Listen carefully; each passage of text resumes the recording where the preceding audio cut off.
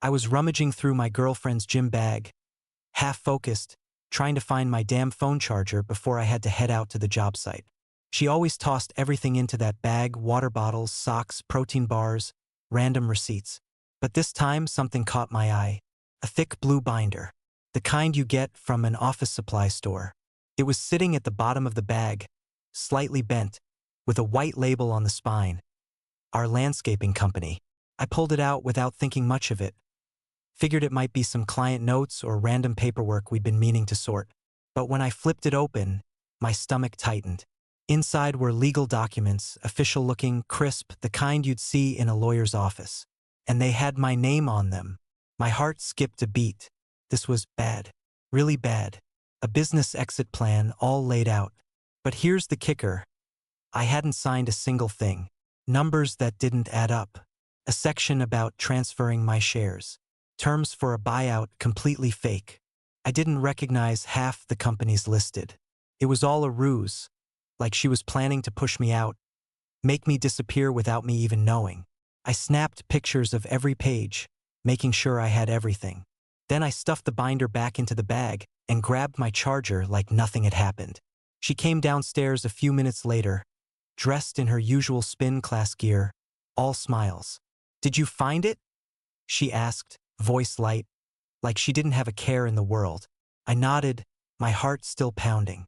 "Yeah, found it. Thanks." I played it cool. But inside, everything had changed. After she left for her spin class, I sat down on the couch and went through the photos again.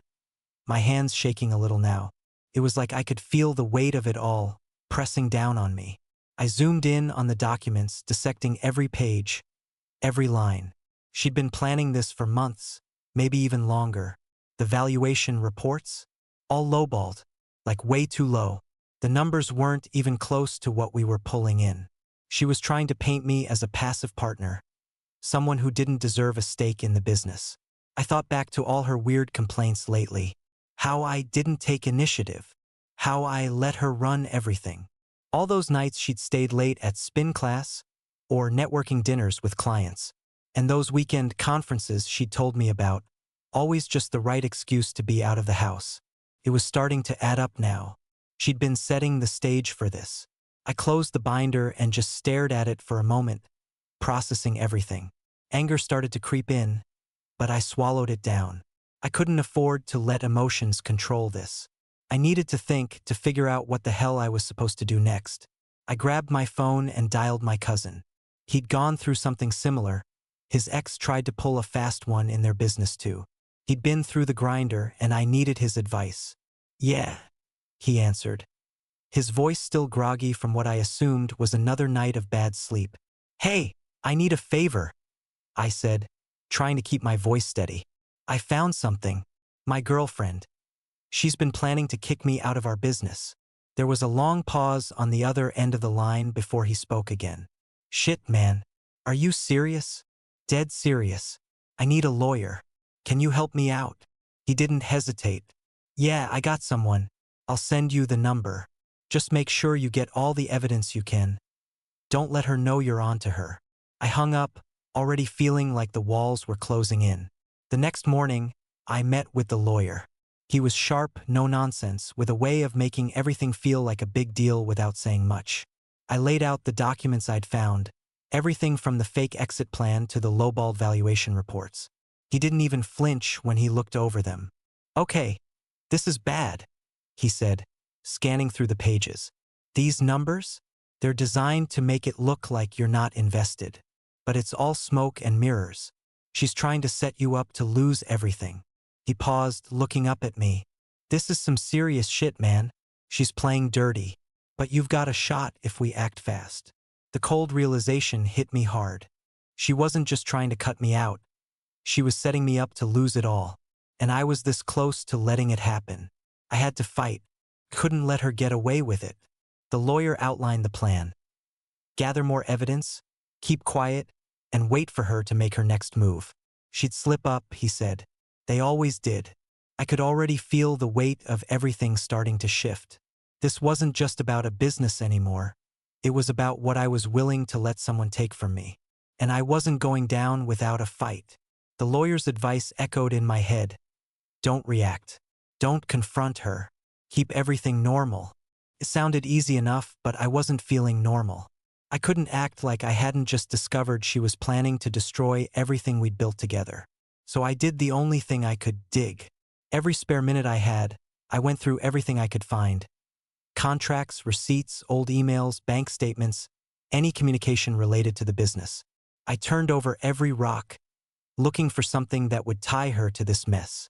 It didn't take long to find more signs of what she'd been doing. I was going through a stack of old invoices when I came across a bank statement, one I hadn't seen before. It was linked to a separate account under a name I didn't recognize. She'd been funneling company expenses into it. The account had a bunch of regular payments, all marked as business expenses. I sat there staring at it, my stomach sinking. It wasn't just the account. I started seeing the pattern. Things weren't adding up. I pulled open the company's books next. There it was, listed as a consulting fee. Except the fee wasn't going to a consultant. It was going straight into her personal account.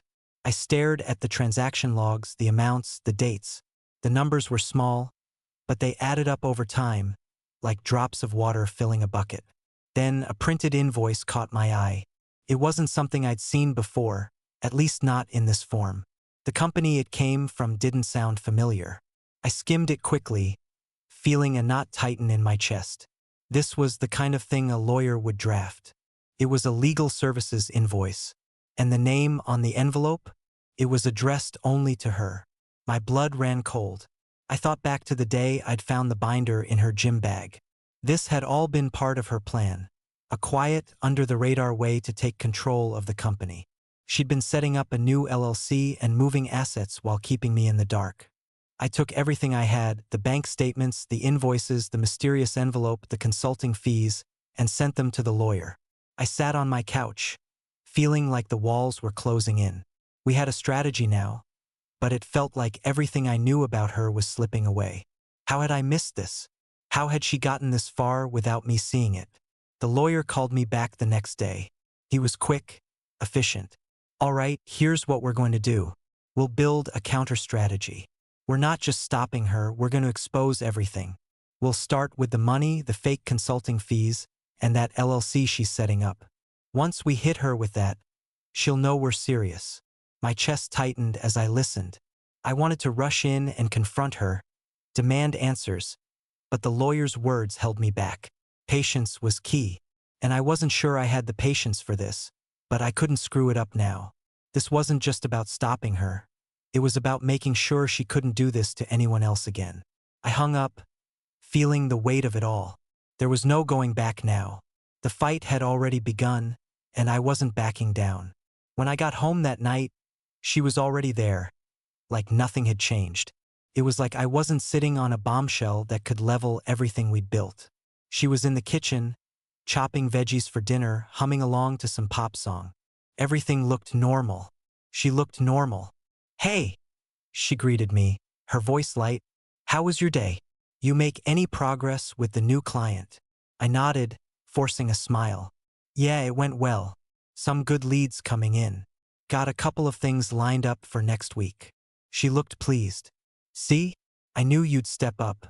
Always knew you had it in you," she said, flipping the pan on the stove, eyes still on the food. "You're really showing some initiative. I love seeing that." I didn't respond right away, just focused on the hum of the kitchen around me. The sizzling of the pan, the quiet rhythm of her cooking. Every piece of it felt like a performance, a script we'd been rehearsing for months. The more she acted like nothing was wrong, the more my skin crawled. She set the table and looked at me with that familiar smile. "Oh, and I got us an invite to a networking dinner this weekend. Some of the big players in town. It'll be great for the company, and I think it'll be good for us, just to keep things moving forward." I knew what she was doing, keeping up appearances. She was still trying to act like we were a team, like everything was fine, while secretly setting the stage to cut me out. I played along, even though every word felt like sandpaper against my nerves. "That sounds great," I said, taking a bite of the food she'd just served. It wasn't bad, she was a good cook. But I didn't really taste it. I've been meaning to get out more, meet new people. She smiled, then paused as if she was thinking something over. You know, I've been thinking about some big changes coming soon, she said, looking at me with a hint of excitement in her eyes. Things are really going to take off. It's going to be an exciting year. My stomach nodded. I'd seen this before. The way she tried to plant little seeds, make the future sound shiny and bright. She wasn't talking about some vague, big changes for the business. She was talking about her future. And me? I wasn't in it. Yeah, me too, I replied, forcing the words out. I set my fork down, meeting her gaze. Big things coming. She beamed. I smiled back, though I couldn't have felt more distant. It wasn't just the tension of the past few days. It was the realization that we were living in two completely different worlds now. She was already moving ahead, and I was just trying to hold on. After dinner, I retreated to my office, needing a moment of peace. The lawyer had sent me the preliminary documents, proof of her manipulation with the company ownership percentages. It was worse than I'd expected. The paperwork she drafted had been deliberately misleading, trying to paint me as less involved than I was, like she had a right to take over everything without me. I stared at the documents, the reality of it hitting me again. She hadn't just been lying to me. She'd been preparing for this moment for months, weaving a story where I was a bystander in the business we'd built together. I ran my fingers through my hair and sighed. Everything I'd thought I knew about our relationship, about the future, was slipping away. But there was no going back now. I had to see this through. Big things coming? I muttered to myself, repeating her words. But this time, I wasn't talking about what she wanted. I was talking about what I was about to do. That night, after I'd told myself to just let it go for the evening, I found myself logging into our shared accounting software from an old laptop. She didn't realize it was still linked to the system. I guess she thought I didn't have access anymore. I wasn't sure what I was looking for, but I had to check. I couldn't just let it sit there, waiting for the next big blow to drop. The login screen popped up, and I hesitated for a second. But the urge to know was stronger. I punched in the password, which I still remembered, and clicked through to the company dashboard. The files looked like the usual ones, full of spreadsheets and invoices. But then I saw something different, something that made my chest tighten. It wasn't one of our regular project forecasts. No, this was an entire new set of documents, branded under a new company name I didn't recognize. The logo wasn't even one we'd discussed. I opened the first spreadsheet. More lowballed numbers, more fake valuations. But then, it hit me. The clients listed on these spreadsheets, they were ours, our best ones. I couldn't breathe for a second. She was building a new company with our clients, using the same services, just under a new name. And I wasn't anywhere in the picture. The timelines were too precise to be a coincidence. They matched the exact dates when she'd been trying to take some pressure off my plate by giving me less and less to do. She'd slowly stripped me out of the day-to-day, all while she was setting up her own operation behind my back. I scrolled through a few more files, each one more damning than the last. Then I found 2 contracts, both signed under the new LLC's name, and both with clients I had worked with for years. I felt the heat rise in my face as I realized that she'd already transferred those clients to her new business. It hit me like a punch to the gut. She'd been planning this for months, probably longer. And now I had proof. I wasn't just being pushed out of the company. I was being erased. Every step of the way, she'd been quietly taking what was mine and making sure I wouldn't even see it coming. I couldn't sit still anymore. I grabbed my phone and sent everything I found to the lawyer. I had to act. I needed to act. He called me back a few minutes later. "This is exactly what I was worried about," he said, sounding both calm and furious at the same time. "This is clear evidence of business theft and misrepresentation. She's been siphoning clients and assets away from the company." I sat there, staring at the screen, the weight of it all sinking in. I wasn't just dealing with someone who had an affair with the business. I was dealing with someone who'd plotted, who'd been 2 steps ahead of me the whole time. The lawyer continued, "We've got solid grounds for legal action now. We'll start with the misrepresentation of the company's ownership and the theft of the client contracts. We'll hit her with everything. Once we're ready, There's no turning back. I could hear the steel in his voice. This wasn't just about stopping her anymore. This was about making sure she couldn't get away with it. But for now, I had to keep playing along, keep acting like I hadn't seen a thing. I closed the laptop slowly, my mind racing with the new information. Everything I thought I knew was different now. I wasn't just going to lose the business. I was going to make sure she couldn't take anyone else down with her. Big things coming? I muttered to myself, staring at the dark screen in front of me. It wasn't just her future that was on the line anymore. It was mine too. But unlike her, I wasn't going to just roll over. I was coming for everything. I sat in the kitchen the next night, eyes on my phone, waiting for her to make her move. The lawyer and I had already prepared a cease and desist notice for her new company, but we agreed it was best to hold off. We needed her to come to me first. People who think they're winning get careless. She wouldn't be able to keep up the charade forever. Then, as if on cue, she came to me with that look. She'd been acting distant lately, but tonight, she was focused, like she'd been waiting for the right moment. "We need to talk," she said, voice soft but firm. It wasn't a request, more like an order. I set my phone down and followed her to the living room, where the mood felt like it always had before all of this started. She sat across from me, a glass of wine in hand, calm like nothing had changed. "I've been thinking," she started, her voice steady, but I could tell there was an edge to it, "about your role in the business." She paused, looking me dead in the eye. "You know, I've been carrying a lot of the weight lately, and honestly, you've been kinda absent. I need someone who's going to take more initiative, who's going to lead." I held my breath, forcing myself to stay calm. I had to keep the act going, had to pretend I was still the guy she thought I was. Still the guy who didn't know about the LLC, the stolen clients, the financial manipulations. "I've been thinking about that too," I said, my voice quieter than usual, making sure to play it off like I was reflecting on what she said. "I've been thinking about our future and where we go from here." I met her gaze steady. She couldn't see it, but I was already a step ahead. She leaned forward, almost like she was testing me. "I think it's time to restructure things. I've been doing a lot of research, and it seems like the company would be better off if we bought you out. You've always said you wanted to focus on other things, right?" The words hung in the air, sharp. She wasn't just suggesting a buyout. She was implying that I didn't even care about the business anymore, that I wasn't a real partner. It took everything I had not to snap. Instead, I nodded slowly. "Yeah, I've thought about it, but I think we should both think about it some more. Maybe get some legal guidance before we make any decisions." I let the words sink in. I didn't need to rush into anything. Her smile flickered, but she quickly masked it with another sip of wine. Of course, we'll get legal advice." She said it like she was humoring me, but I knew she was starting to feel the pressure.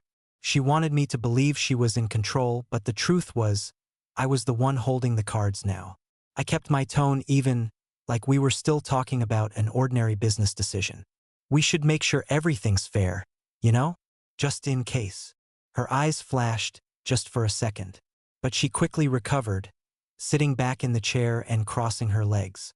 "Right? Fair." She tried to sound casual, but there was a tightness around her mouth that I didn't miss. She wasn't used to this, me not immediately agreeing with her. She wasn't used to me standing my ground. "Well," I said, standing up, "we'll think about it and figure things out soon.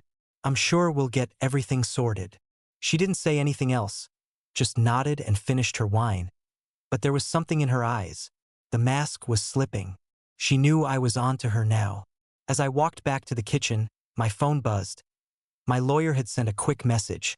"She's testing the waters. Stay calm. She's scared now." I stared at the screen for a moment, letting the words sink in. She wasn't winning. She was cornered. And I was ready. It wasn't long before she set the trap. I had expected it, but the way she did it still stung. She walked into the living room that afternoon with a packet of official-looking documents in her hands. She held them out, her eyes steady, like she had been practicing her pitch.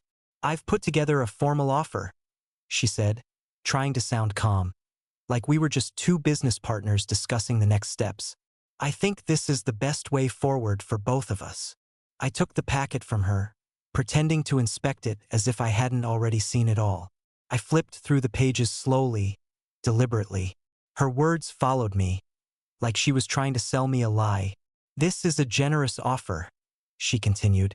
"Given your limited contributions to the company over the years, I think it's fair. You should take it." Her voice was so smooth, too practiced. It didn't sound like the woman I'd built a business with. It sounded like a businesswoman trying to buy her way out of a problem. It took everything I had to keep my hands steady as I flipped through the documents, letting her believe I was genuinely considering it. When I was done flipping through the last page, I closed the packet and looked up at her, letting the silence stretch for a beat too long. Her eyes were still locked on me, expectantly. She was waiting for me to react, waiting for me to cave. But I didn't. Instead, I pulled out my own stack of papers, the ones I had been collecting for weeks. Evidence of everything she had tried to hide. Her eyes flicked down to the stack, and the tension in the room shifted.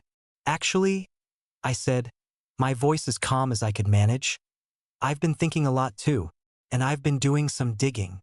I laid the documents down on the table between us, each one carefully placed, each piece of evidence slowly stacking up. I started with the most important ones: the fake consulting fees, the bank statements showing transfers to her personal account, the LLC registration. I watched her face as she took in the papers one by one, her expression flickering between disbelief and fear. Her jaw tightened, and she opened her mouth to say something, but no words came. I leaned back in my chair, watching her struggle to find the words. "I've known for weeks," I said, my voice a little harder now. "I've already met with my lawyer. I've seen everything. Everything you've been doing behind my back." Her eyes widened, her breath catching in her throat. She opened her mouth again, like she was going to deny it, but nothing came out. She looked at the papers in front of her, then at me like she was seeing a completely different person. "I don't know what you think you've seen," she stammered, trying to recover. "But this isn't what it looks like. You don't understand." I cut her off, keeping my voice steady but firm. "I understand perfectly. The fake invoices, the misappropriated funds, the clients you've moved over to your new company. It's all here. All of it. You thought I wouldn't catch on." Her face turned pale. She glanced at the documents, her fingers twitching as if she might reach for them. But she didn't. She couldn't. The evidence was undeniable. "No," she said finally, her voice weaker now. "You don't get it. I was just trying to plan ahead. I didn't mean for it to go this far. I never meant to hurt you." I shook my head, a bitter laugh escaping my lips. "You didn't just plan ahead. You set me up. You've been stealing from the company, lying to me, erasing me from everything. And now you want me to believe it was for the good of the business." She dropped her head, and for a moment, I thought maybe there was some remorse in her. But I couldn't believe that anymore. Not after everything. "You don't understand," she repeated, but it was less convincing now. "I still care about you. I didn't want this to happen. I was just trying to." "To what?" I snapped, my patience running out. "To get rid of me and take over? To leave me with nothing while you built a new empire under my nose? You don't care about me. You care about control. You've always cared about control." Her eyes filled with tears, but I wasn't moved. Not anymore. Not after everything she'd done. "I'm not going to let this go," I told her, my voice cold. "I've already filed with my lawyer. You're not getting away with it. This is over." I stood up, staring down at the pile of documents. I couldn't look at her anymore. She had no idea how far I'd already gone, how deep I'd dug. I wasn't going to let her walk away from this. She didn't say anything else. She just sat there, her hands shaking slightly, her face flushed with anger and defeat. But I wasn't looking for apologies anymore. This was no longer about us. It was about making sure she faced the consequences for what she'd done. "You've been caught," I said one last time, the words hanging between us like a weight. "And I'm done playing along." She didn't respond. She didn't have to. The truth was clear now. She sat there, her hands trembling, her face pale but flushed with embarrassment. She was trying to hold it together, but the walls were closing in on her. She leaned forward, looking at me like I was the one who didn't get it. "I wasn't trying to hurt you," she said, her voice cracking, but still laced with that defensive edge. "I was just planning ahead, in case things didn't work out. I thought it was better to be prepared, you know? I thought it would be easier for both of us if—" "Planning ahead?" I interrupted, my voice low and hard. "You don't secretly steal clients, funnel money, and hide it in another company to plan ahead. That's called fraud, and it's a hell of a lot more than a backup plan." She flinched, her eyes dropping to the table as if she couldn't look at me anymore. But she still wasn't giving up. She was trying to hold on to some shred of control, even if it meant lying to herself. "I didn't mean for it to go this far," she whispered, her voice barely audible now. "I never wanted to hurt you. I still care about you." Her words hit me like a punch to the gut, but I kept my face hard, unaffected. "No," I said, shaking my head slowly. "You don't care about me. You care about control. You always have. You've spent months, probably longer, pulling the strings behind my back, and now you want to make it look like it's all just a misunderstanding." I leaned in, meeting her eyes, not backing down. "You're not fooling me anymore." Her shoulders slumped, and for a moment, I thought I might see some real regret, but then it hit me. There was no going back. The damage was done. Whatever she felt now, it wasn't enough to undo everything she had planned. She didn't say anything more. I didn't want her to. There was nothing left to say. The next morning, I called my lawyer and gave him the go-ahead to file our official response. The shared accounts were frozen, and legal mediation was initiated. It felt like the right step, like the world was finally starting to make sense again. The business I'd poured everything into wasn't going to be stolen from me without a fight. By the time I got home later that day, her lawyer had already reached out. They were trying to negotiate, calling everything a misunderstanding. A classic move. Play it down, make it look like a mistake that just needs to be cleaned up. I didn't need to read the email to know exactly what they were doing. They were hoping I'd back down, hoping they could weasel their way out of this. I wasn't about to let that happen. I forwarded the email to my lawyer, who responded with a short, sharp message. "Don't engage. They're stalling." I leaned back in my chair, staring at the screen. Everything was finally moving forward, but it still felt unreal. I wasn't just fighting for the company anymore. I was fighting for my dignity, for everything she tried to take without a second thought.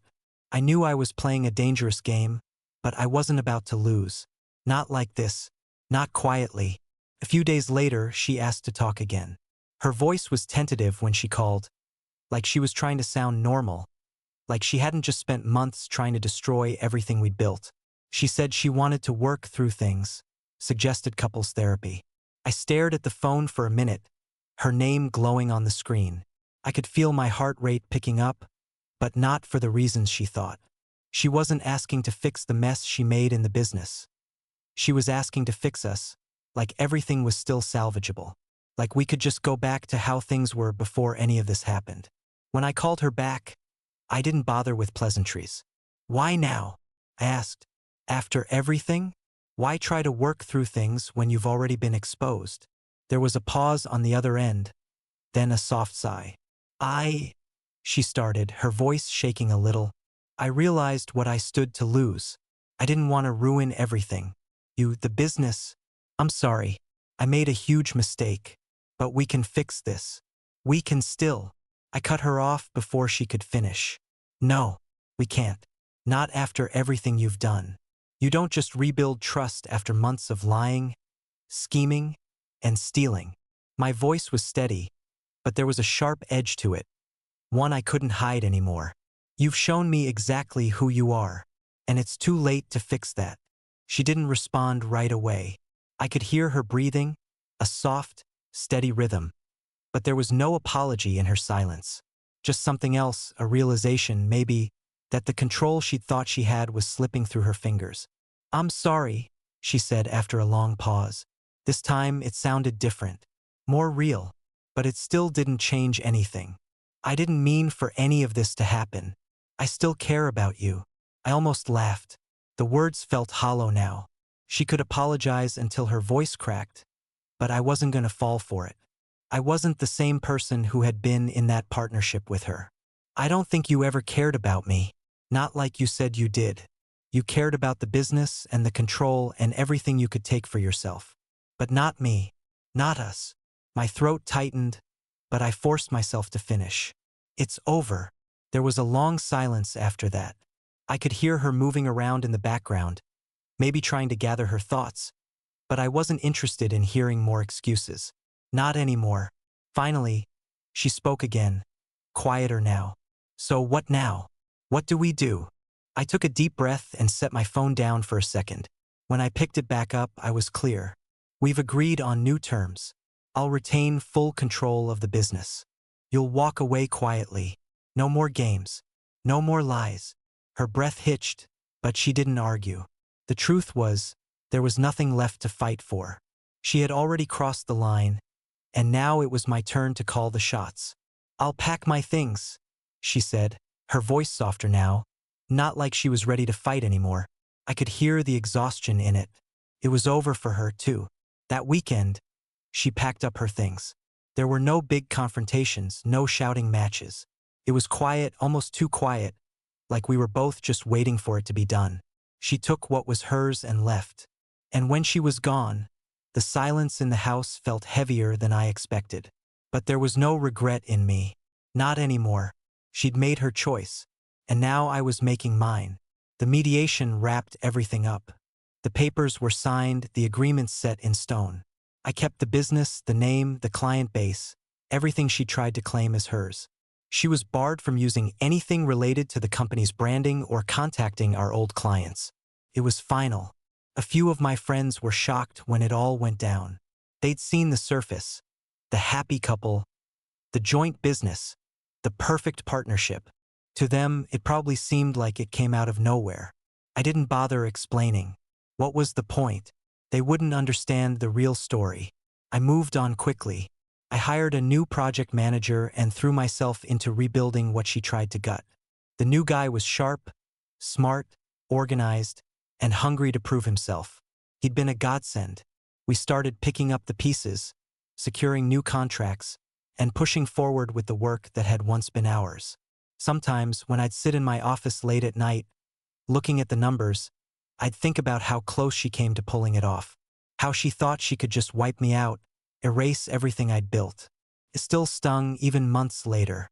But then I'd remember the moment I reached into her gym bag. The binder, the documents, the truth staring me in the face. She thought I was blind. She thought I wouldn't see what she'd been doing. Turns out I just hadn't been looking. Not until I needed to. Now everything was clear. No more illusions. Just facts. And I wasn't going to pretend it didn't hurt. It did. But I refused to lose quietly. Not to her. Not to anyone.